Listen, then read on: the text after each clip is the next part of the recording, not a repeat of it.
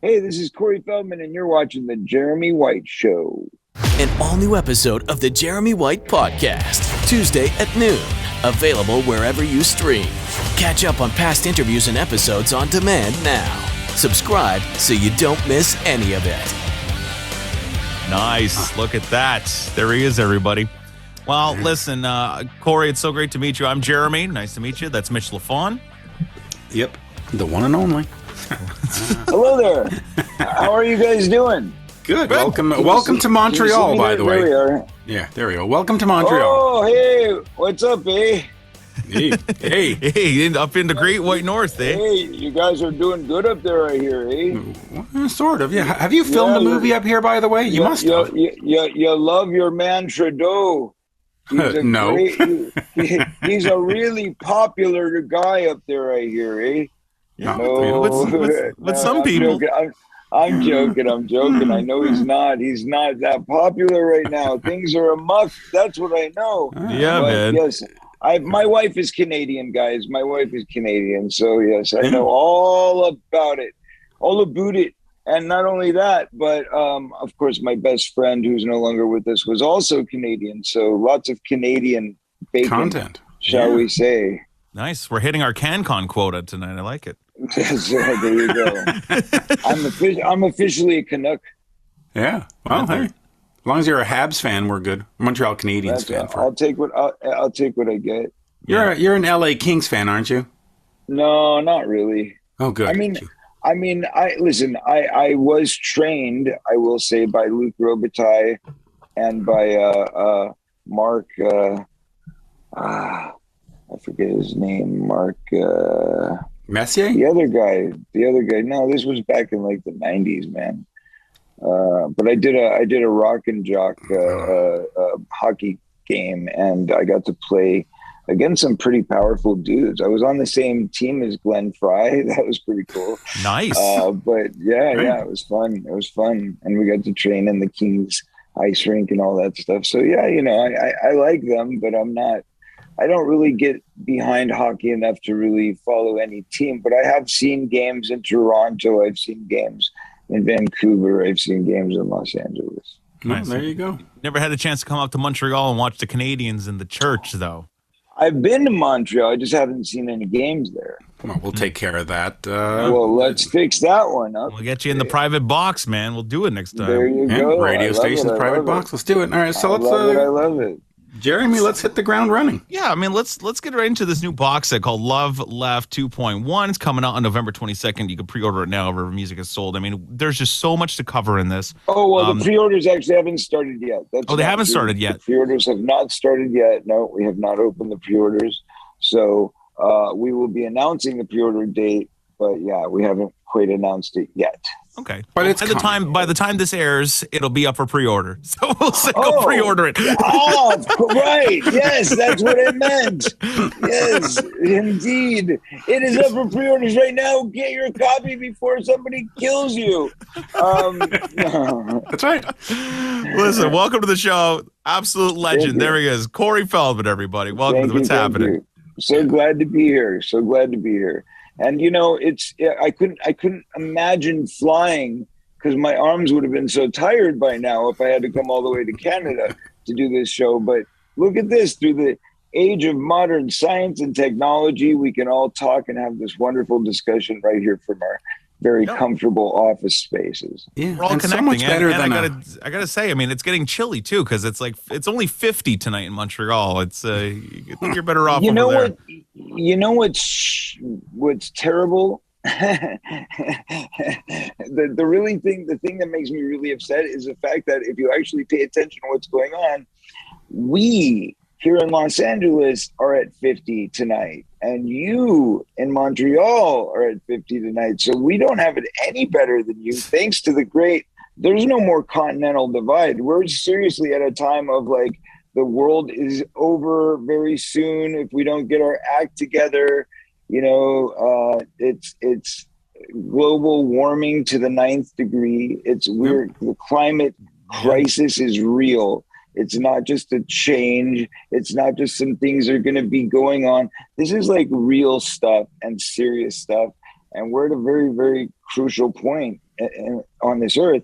And that's what this whole thing is about.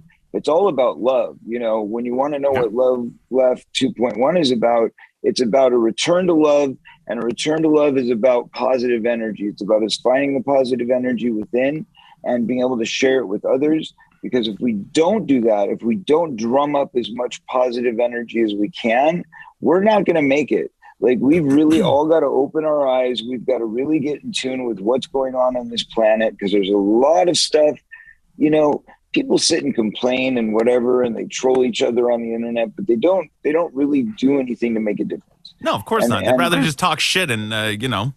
Exactly. Yeah, we don't like that. And by the way, just real quick, the box set is 4 CDs and 2 DVDs and includes Lita Ford, Don Dokken, Mickey Thomas, Curtis Young, and a bunch of others. And I'll just say this. I've been friends with Don for many, many years. What a great guy. And it's so nice to see that he's part of this. Now he's an incredible guy, actually. I love him to death. He's such a sweet dude. And, you know, you wouldn't imagine it, right? If you only knew him as a fan of his work and you just look at his work, you don't picture him as this really kind of teddy bear kind of guy, but that's really what he is at heart. He's a sweetheart. And he probably doesn't want me to say that either, but you know, he is a badass. He's a badass too. I mean, that's what makes him such a great guy, is that, you know, he can be a badass and he can be a sweetheart all in one. And that's what Don Dokken is, man. If it wasn't for him, we would have never had this project. I mean that. Like, he literally inspired me. He inspired me to do it because, you know, I had long thought, hey, I know I've got to try and preserve these tapes. I know there's a way that it's done. Right. I've heard about baking them, you know, it's kind of a mythical thing. Everybody knows about it, but who knows how to do it? You know what I mean? It's not something that you just pick up in engineering class. You know what I mean? It's like, it's a very different thing.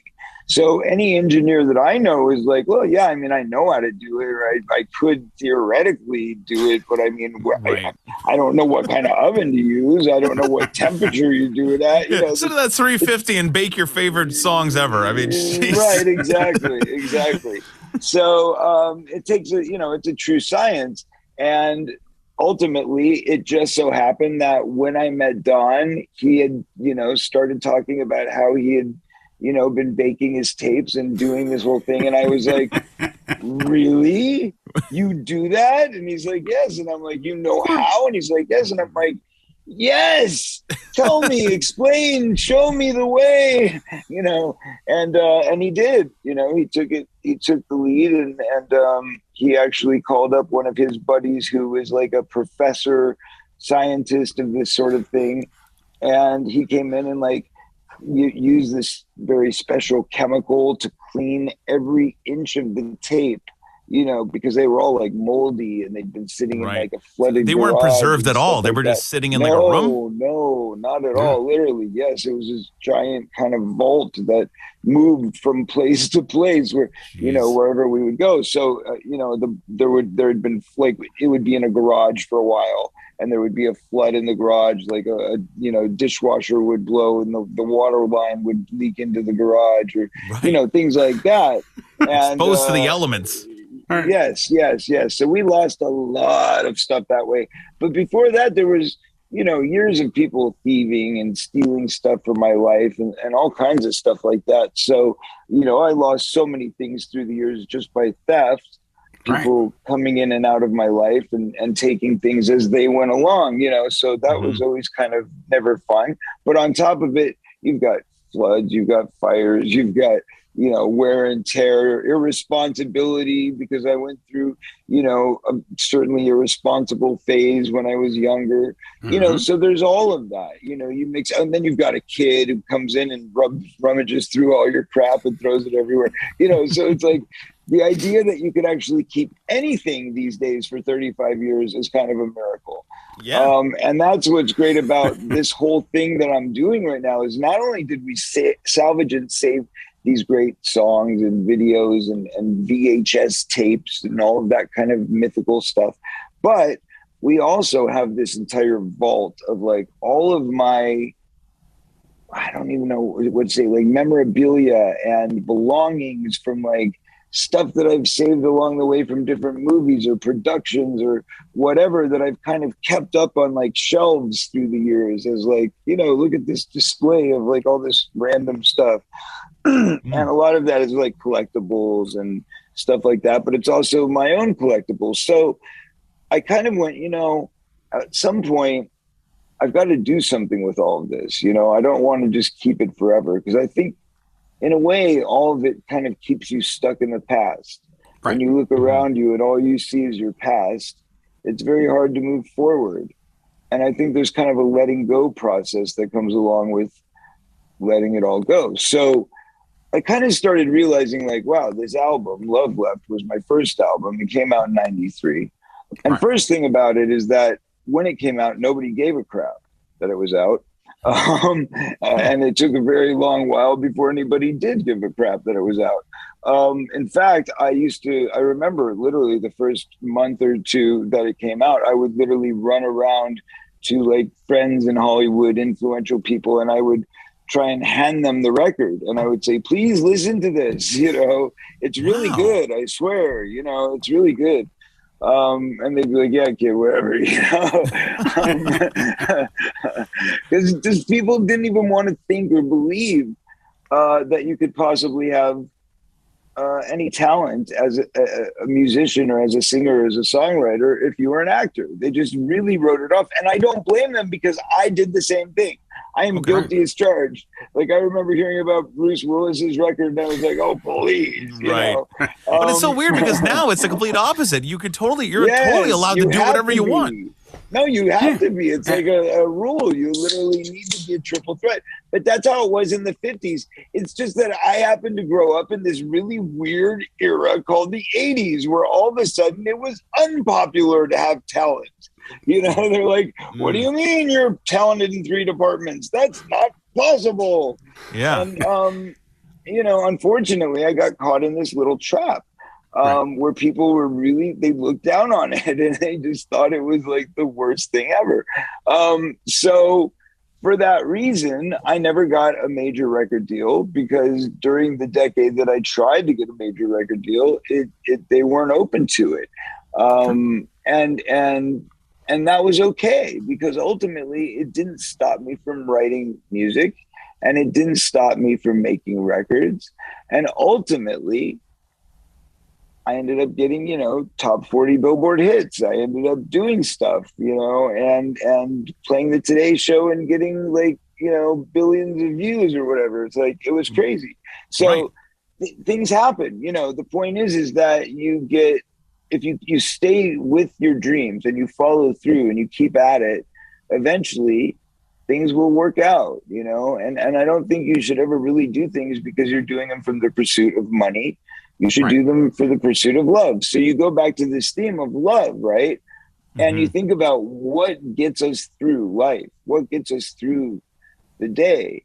And this album that I put out in 1993, which was just really a compilation of a bunch of songs where it did end up kind of making sense and almost telling a story in pieces. It was like a 3-part story, because the first chapter was really about a relationship and the torment of a bad relationship. From the first part where you're looking for that perfect woman, you're looking for that perfect girl, you know, everything's got to be exactly the way you want it. And then you get into it believing that's what you have until you kind of like actually fall in love with her. And then suddenly everything changes and you realize she's not the person you thought she was. And then, you know, it goes into a whole other thing. And then now you're fighting every day and she's trying to kill you and tear your heart out, and that's the way you feel anyway. Of course, maybe you're just I gotta tell you one thing though. Who knows? My wife found the perfect husband. I'm just pointing that out. I'm just gonna point that out. That's a very noble thing for you to say. Yeah, I just want to get that out there. She lucked out. Very humble and very noble. However, for me, you know, I guess I did feel that way. I felt like, what's wrong with her? I've got it all right. But, you know, of course, there was crap wrong with me as well.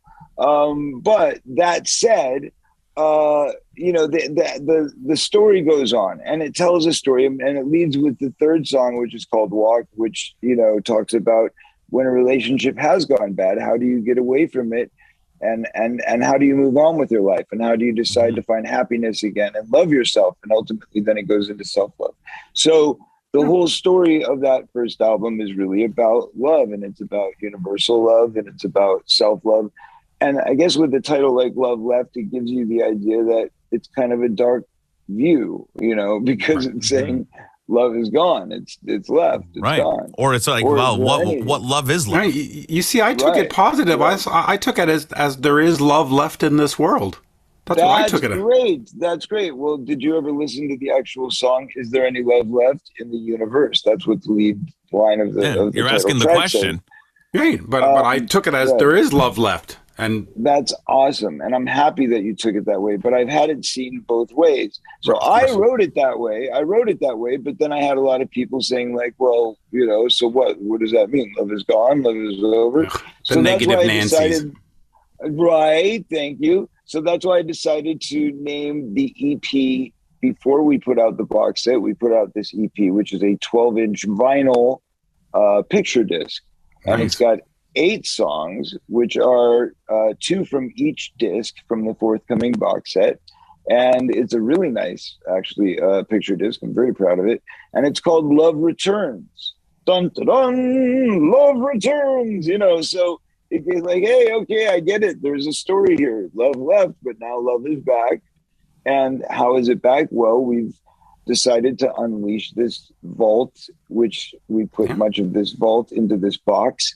In other ways, we put it into NFTs, and we're putting it into physical material items as well. So we are literally unleashing the demons and the angels all at the same time onto the world to make sure that everybody gets a real peek into my history. Doing all of it. I got a question. I mean, talking about writing this music and stuff.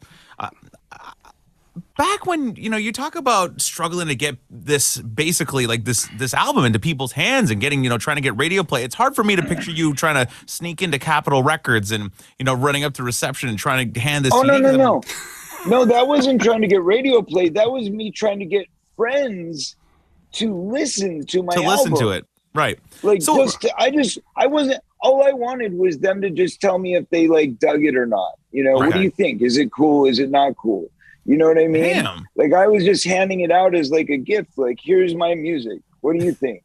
And people are like, oh, gotcha. Here's Corey's CD. To be fair, Don Johnson had put out Heartbeat at the time. So people were sort of over the whole. No, Don Johnson, Scott Baio, John Travolta. What's his name? Eddie Murphy. We're going to party all night long. And they were getting #1 hits with these kind of terrible, Yeah, but Corey, don't you think? Let's just say mundane songs. Mundane. They weren't terrible because they were good songs. All the they were time. mundane. That's a good song. Mundane.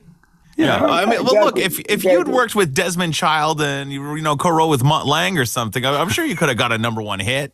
This is true. Well, you know what? Listen, I'll tell you something, and this is honest. This is part of the box set. Part of the box set is there's a documentary, right? And we go into this story about how I played Michael Jackson one of my songs, which became kind of a classic cult hit called "What's Up with the Youth," and this song has kind of lived on for generations and become a phenomenon of sorts. I found that out when I was listening to Howard Stern one day, and Skrillex, the very popular DJ for EDM world, Skrillex, got on, and Howard said, you're one of the biggest producers in EDM right now.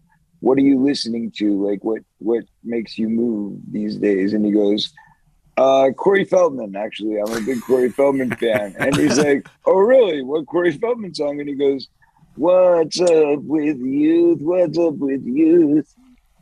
I remember that. That was a while back, that interview. Yeah. He goes, I know that song, right? So he's like, wait a minute. This was on my show. Okay. So anyway, it was kind of a throwback, callback, whatever. Yeah. So actually, in Skrillex and I ended up doing a live show together, which was a lot of fun. I performed with my wife, who's DJ AC, and we performed for his birthday party, which was a great fun event where he came up and he sang "What's Up with the Youth" with me, and it was a lot of fun. But anyway, the point about that song is that I played that song for Michael Jackson. This is all in the documentary that we shot. But I've never told the story before, but it's a really good story about how, Michael listened to the song, and if you want to hear what he said and what his thoughts were, you have to buy the box set and watch the documentary. Bam! Wow. So is it actual footage of him hearing? Is it actual footage of him hearing the song and giving you a genuine reaction, or like just the story? No. The story. It's just me telling this story, but I do include. There's a little bit of footage of Michael in there from that very trip where I played him the song. So we actually do have the footage of the day that he heard the song in there. How come Michael never set you up with like Teddy Riley or like Quincy Jones, like working with producers? No, but this is my point: is that Michael offered something to me. I won't tell you what it was, but he offered something to me, and I refused. Right. Wow, we're gonna have to get the documentary. Yes, you will. You'll have to see what I'm talking about. Well, I'm waiting for the pre-order for that box set. On to other things. Well, the pre-order, I believe, is going to be on November 22nd. Good. Okay. Well, it says due out on November 22nd. So no, we've had to push it back just a little bit because we're having such tremendous success with this ear thing. Yeah, I want to talk about that ear thing. Right, that we're now doing the big auction on Halloween, which is we couldn't really be promoting both equally at the same time. Yeah, but we're going to try tonight. There you go. There you go. Well, listen, before we talk about the NFT with the Stand By Me and the ear and everything, I mean, there's a couple of things that I wanted to ask you because my buddy Adam is a big fan of yours and I told him I was going to be talking to you. So he wanted me to ask you this. What do you remember about working with Dick Miller and working on the Burbs? Well, we all had fun. It was a good time. I mean, I was in a strange place. I'd been going through a lot of abuse for many years. And it was, I'd been led down the path of drugs and all of this by my abusers. And so it was a rough time. I mean, that was right before I got, before I hit bottom and before I kicked or right after I'd kicked the abuser out of my life. It was right after. So I was kind of trying to stand on my own 2 feet, but still very shaky. And so it was a hard time for me. It was like a transitional period almost. Yes, very much so. And then I ended up going to rehab right after that, because it was right after that I went, down the darker path and fell even deeper.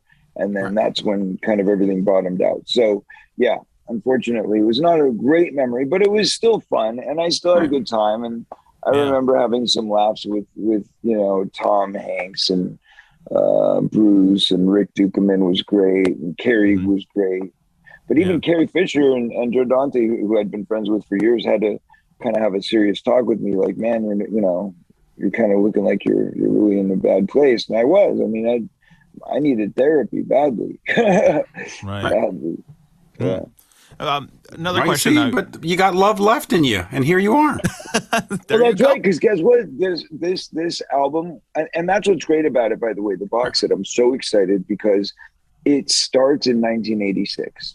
So you get to see the very first song, which, by the way, and here's a big secret, in the next few days, I'm going to be putting out, right after the ear thing, I'm going to be putting out the very first video that I ever wrote and directed and starred in and choreographed, and the very first song, which I wrote and produced for that video, which is not great. I mean, I'll be very honest. It's a kid, 15-year-old kid. It's still cool though.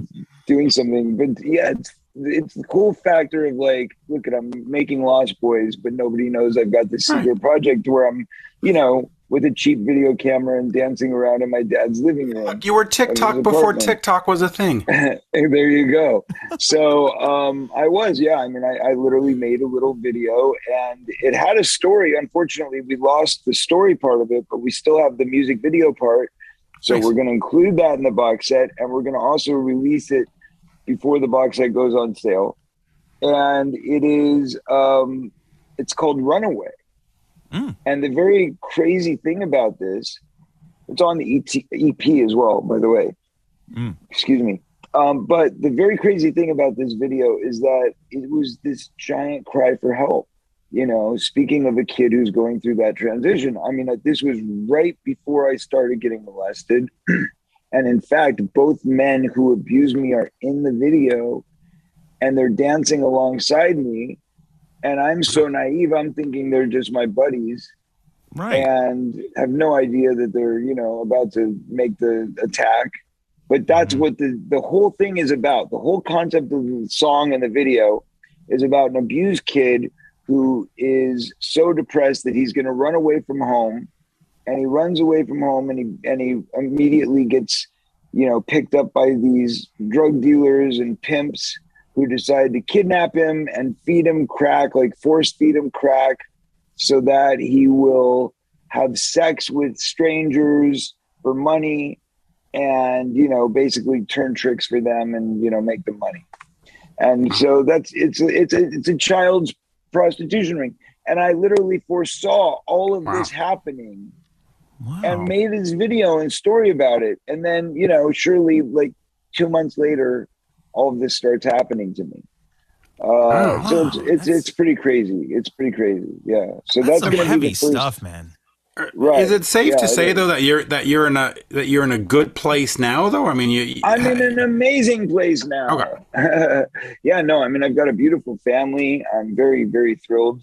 I love what I'm doing. I love the work I'm doing. The music I'm doing, I think is some of the best work I've ever done.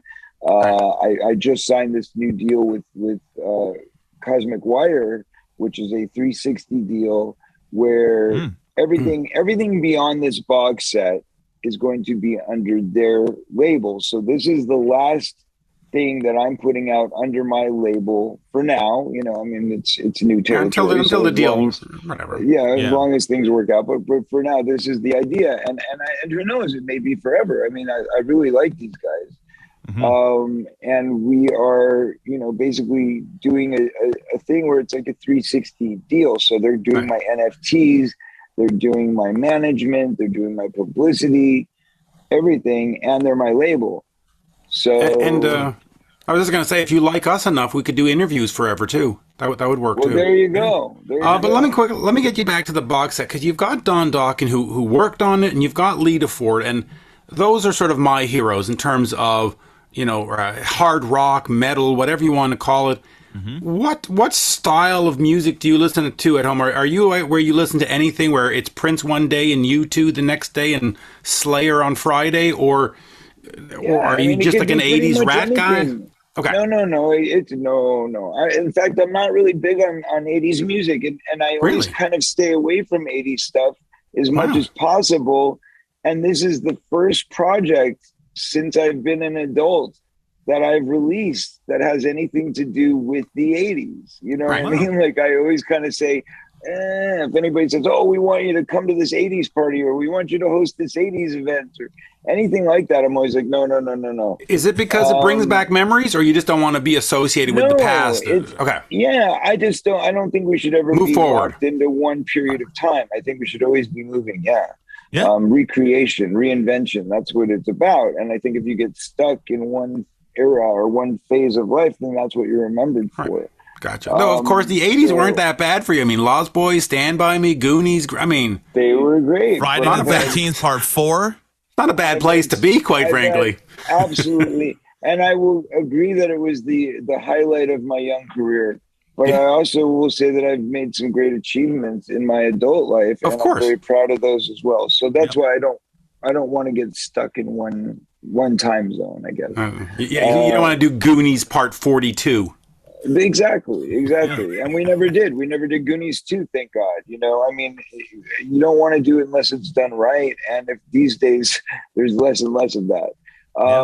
So that said, we did make Love Left Part 2, and it is a sequel to that original album, and that is part of the box set. So this box set has got it all. It's got it all. It's got the Lost Love tapes, rarities, and unreleased material as well. 19 mind-blowing original demos, rehearsals, live performances, etc. for the first time on CD. And by the way, God bless the CD, the greatest format known to man. Yeah, and of course the auction for the NFT for the prosthetic ear are going to be launching on Halloween, 3 p.m. East, 12 Pacific, and it's going to run until November 3rd. So you got time to get in there and get auctioning and bidding and all that stuff. We haven't really explained what the ear is. So where is it from? Yeah, go ahead, explain it. Let's talk about that. So, Stand By Me, of course, Stephen King and everything. I mean, talk about this whole ear thing. Well, everybody needs a better ear, right? Right. That's the way I look at it. I mean, obviously, if you don't hear the message when somebody tries to tell you something honest and truthful, then maybe it's time for an ear job. I mean, there's nose jobs and there's cheekbone jobs and chin jobs and all sorts of jobs to make you look better. Hair plugs. Jeremy's looking into those now. That's looking into those right now. Right. Eyebrow replacements or eyelash removal or eyelash imprints. Yeah. Who knows, man? I mean, they got it all. So the bottom line is, why not get an ear job? No, I'm joking. The ear is not for any practical reason. In fact, it's quite impractical. All it is a wearable version of my ear. Right. From the Stand By Me. It's not my ear like normally. It's my ear from Stand By Me, but it was molded from my ear today. So basically what we did is we took the original makeup, the original art, if you will, that was created by the makeup artist who originally created it, who is an Academy Award-winning makeup artist. Was it Tom Savini? Because I know you worked with him on Friday the 13th, Part 4. No. He did Friday the 13th. No, it was Monty Westmore. Okay. Monty Westmore did the... I would have taken Monty Hall as an answer too, just to say. No. It was Monty Westmore. There was the very famous Westmore brothers. There was a few of them that did makeup. But anyway, so he had also won Academy Awards, but we had a Academy Award nominated makeup artist to take his burnt ear and then a mold of my ear and update what that molded burnt ear would look like today if it was on a grown-up Corey Feldman, right? So that's really what it is. So we have a replica of the Stand By Me ear, a la my ear today, and people can now buy it and put it on their own ear and use it for Halloween. It's a great costume. I mean, of course, you can't really disguise yourself with an ear, but look, glasses work for Clark Kent, so why not an ear? Yeah. Hey, Spock, you can get away with Spock ears. Of course you can. Man, listen, I mean, the surgical mask. Even if it's only one ear. Right. Lend me your ear, Corey. Right. I mean, they're all left-sided ears, so you can't do two of them. But I guess you could have NFT, one backwards. You could have one backwards ear, which might be interesting. That's scary enough, I think, right there. It's an NFT, though. Do they actually get the product, or does it live like in a museum somewhere? And they can. We keep it. No. What it is it's part of. Okay, so the NFT. Let me try and kind of explain how it works. It's part of the blockchain, so it's a unique signature thing, right? It lives there in perpetuity. It's on the blockchain. It's in the blockchain. You can't get rid of it. It's always going to be there. So you have what's called a crypto wallet, right? If you're a collector. And so when you buy the ear is sent to you in the mail, and then the actual NFT is sent to you via the crypto wallet.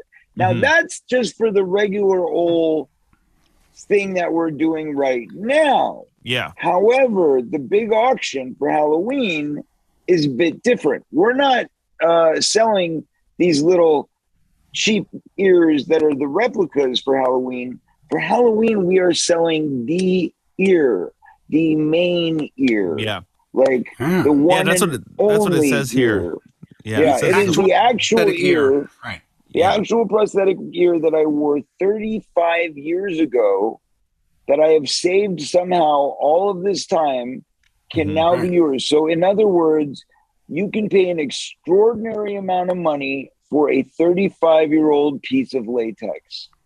True, but it was part of the Teddy Duchamp Stand By Me thing. So come on. Yes. Yeah. No, that's history. Not only is it a piece of cinematic history, but it is also going to a very good cause Yes. Which is the Let Me Help Foundation. And that is a very, very good reason for people to dig deep and give, because it's obviously a great novelty to have, whether you're a collector or you're a museum or whatever, but knowing that the money is going to also go to a very good cause, it's incentive. Yeah, and let me just explain that cause. The Let Me Help is a foundation in support of anti-bullying, cancer, and COVID-19 relief. So just the anti-bullying is it's good enough right there. Important. Oh, trust me, enough, I can relate. I can relate. Yeah. Well, it says here one lucky winner will receive the authentic prosthetic ear worn by Feldman in the film, along with a one-of-one digital art NFT. In addition, he's also offering a mold of his current ear, like we talked about, with an NFT that's available for $12 plus shipping and in limited supply. So you can go. That's right. Do that too. That's right. So the bottom line is you can go to the website right now, which is cfnftme.com, and I spell that out in literal letters, cfnftnme.com. And by the way, I love the tagline that says, wear it for Halloween, throw darts at it, use it as a coaster. The possibilities are limitless. Limitless. Use it as a keychain. Yes, that's right. Yeah. Well, sure. Hang it from your car mirror. I don't hear why not. They can be earphones. I got one. You go to your wife, you go, look, honey, you talk so much, my fucking ear fell off. That's terrible. Right. You can use it as an ear set. No, there's lots of stuff that you can do. In fact, talked my ear off. Right? No, we actually got a letter from somebody who said, I love my new ear. I talk to it every night, and it's great getting stuff off my chest. Not only that, but we sent out a prop ear in the beginning. The first 150 people got three ears in one. No, they got three actual ears instead of just one ear because, well, we messed up. So we gave them an extra ear because it took so long to get the ear that they ordered. So we got them the extra ear, which was a prop ear, which they could tilt up because it was thick foam, you see. Right. So they could tilt it up just enough to set their iPhone on it and use it as an earphone stand. Oh, that's great. Or an ear pod. An ear pod. There you go. Like now, by the way, this is your first NFT, because it says also here that David Pascal, the chief creative officer at Cosmic Wire, is going to be working on other NFTs based on some of your other iconic films, The Goonies, The Lost Boy, The Gremlins, Dream a Little Dream, and The Burbs. So is that something that's going to roll out like before Christmas, or is it 2022, 2023? We can only work so fast, my friend. Right. Trust me, I would like to get it out born yesterday. Right. But unfortunately, in the great topsy-turvy world of COVID-19, we do our best to get one product out a month or a year or a lifetime. And if you're lucky, they're running late, you'll get an extra one. Yeah, not only that, listen, if it wasn't for, the great shipping delays of 2021, who knows if we'll even get things in time for Christmas this year. But I want one of those ears, by the way. Let's all hope. Well, I'm sure something can be arranged. Yeah. We're going to get one of those ears. And by the way, the Gremlins scared the living out of me. I hear you know the right people. I hear you know the right people. Yes. Yeah, people's ears are sitting in the middle of a ship container somewhere in the ocean. Jeez. That's right. Well, I have to say, you're talking my ears off. We're good at this. Why not? We can go all night. No, we'll finish with this here. We've also got a 30-minute concert. It's the end of the ear special. Get it? Okay. So. Yeah. Hey. Yeah. But you've got a 30-minute concert from 1989 that's featured in this box set. What else we got? You were on Canada's Much Music, which is terrific because they never played music. But now, look, you were there on the Electric Circus. I was there, and I actually sang, which means there was definitely music at the moment that I was there. Yes. Yeah, which is great.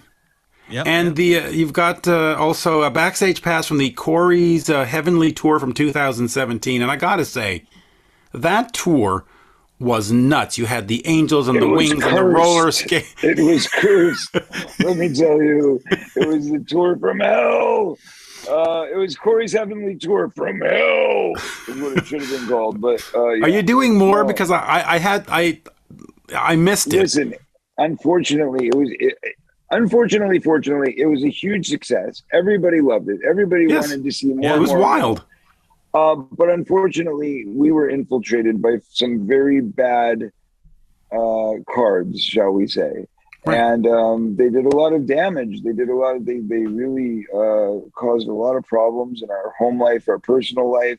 And it got overwhelming and overbearing to the point where my wife and I just said, we've had enough. We can't deal with this anymore because, it's when you're in a band, you're really opening yourself up to people. Yep. You're letting them into your personal space, your personal life. And when you have people that take advantage of that go out there and make up stories about you and lie about who you are as a person. And it's like being sexually assaulted. It's the same kind of a feeling. It's being taken advantage of, and it hurts. And I feel like we have too much trauma, too much PTSD to do that. So instead, I think we will go out again. My wife and I, she's talented. I'll keep her around, but we'll go out with more of like a family band. I think, people that we know and trust. And, take Jeremy up. He sings and plays guitars. Well, look, Corey, I don't know him quite well enough yet, but after a few trips to the mountains, I'm sure we'll be just fine. We'll get go. there. And and we'll finish this on the new movie. 13 Fanboy just came out. Oh boy, yeah, did it. Anything good to say about it? No, I'm not really in it much. I'm not in it much. I watched it. I watched the premiere. It was a very decent film. Yeah. I mean, if that's the kind of movie you're into and that's your thing, it's definitely right up there with those type of movies. Nice. There you go. So there you go. There you go. I think we've said it all. Yeah. Corey, you've said it all. This is awesome. Thank you. Well, it was the least I could do and the most I could say. So there you go. So where can everybody go again? So what's the URL? Because you said it so greatly. Oh, thank you. Dun, dun, dun. Yes, you can see cfnftnme.com. That's cfnftnme.com. And that's to get the ear. If you want the ear, if you want to be a part of the auction, you can go there as well as cosmicwire.com. And then if you want a copy of my EP, which is available right now, the 12-inch EP is available at coreyfeldman.net. Mm-hmm. And the box set, as soon as it's available, we'll be sending you guys a link. So there you go. Perfect. Ooh. Beautiful. Awesome. Well, this has been a great pleasure because I grew up on your movies. Jeremy saw them 30 years after, but I grew up on them. So this has been fun. Well, thank you so much. Thank you guys for watching and supporting and coming and having fun too. We appreciate it. And I'm glad I can join your show and me and my giant box. Here, let me get out of the way. Let me get out of the way of my box. See, now you can see it. It's a heart-shaped box. You see? Yeah. And listen, hey, as soon as I heard the word Don Dokken, I was sold. So I'm in. Love it. Well, listen, Don is a great guy. He really is. And Lita, unfortunately, she didn't come back. You know what wasn't in that press release? I noticed because it went out prematurely, but is Michael Damian. Michael Damian is also in this box set, and Mickey Thomas from Starship. He's on there. He's listed. Yeah. Let's say he's doing the song "A Dream, a Little Dream 30," featuring Mickey Thomas. There we go. So and he's in the documentary as well. But Mickey and I reunited because he did the song originally, "Dream a Little Dream," from my film. And from that same soundtrack was my first single, "Something in Your Eyes," which is also featured in this box set as well. And then Michael Damian also had a #1 hit single, "Rock On," from the same soundtrack. And that was kind of the boom of his music career as well. So Michael Damian came back to talk about it because we remixed and remastered our song, "Something in Your Eyes," for the first time and released it on this box set. So he's in the documentary talking about how, at the beginning of my music career, he was one of the first guys that I got to work with. And then Mickey Thomas came back and we reunited because he did the song, which was the title track, and I had to lip sync to his vocal as I went down the bleachers, and I did that dance, which became so wildly popular, that scene. So I was always embarrassed because it was not my voice coming out, and I was lip syncing. So now we made up for it 30 years later, and as a tribute to all the people that we lost on that film, we got back together and we did a duet version of Dream a Little Dream, and it's a rocker. It's really good. You can actually download it and play it on your show if you like. Yes. It's available right now, Spotify or iTunes or any of those places. You can go grab it. But yeah, Dream a Little Dream 30. It's a great tune, and it is a rocker. I assure you that. Awesome. Perfect. Yeah. Perfect. That's cool. Well, Corey, this is absolute thrill to chat with you tonight. We're going to get this up ASAP, so we're going to try and drive people to the auction. It'll be great.